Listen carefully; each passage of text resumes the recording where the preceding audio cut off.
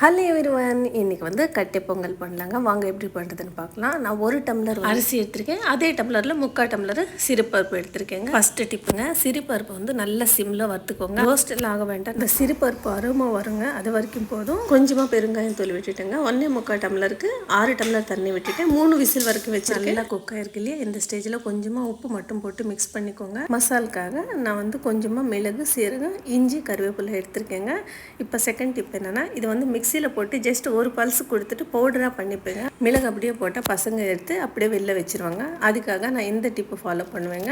இப்போ கொஞ்சமாக நெய் போட்டு கொஞ்சமாக முந்திரி நம்ம பவுடர் பண்ணியிருக்கோம்ல அந்த பவுடர் போட்டு கொஞ்சமாக பெருங்காயம் தூள் போட்டேங்க. நல்ல வாசம் வரும். அந்த ஸ்டேஜில் ஸ்டவ் ஆஃப் பண்ணிவிட்டு நம்ம பண்ணியிருக்கோம்ல பொங்கலோட மிக்ஸ் பண்ணிடலாங்க. இப்போ இந்த பவுடர் போட்டதுனால மிளகு, சீரகம் பெரியவங்க இல்லை சின்னவங்க யாருமே எடுக்க முடியாதுங்க. டேஸ்ட்டும் சூப்பராக இருக்கும். உங்களுக்கு வந்து சட்னி, சாம்பார் ட்ரை பண்ணியிருப்பீங்கல்ல, ஊறுகாய் ஒரு வாட்டி ட்ரை பண்ணுங்கள். பொடி சீரகம்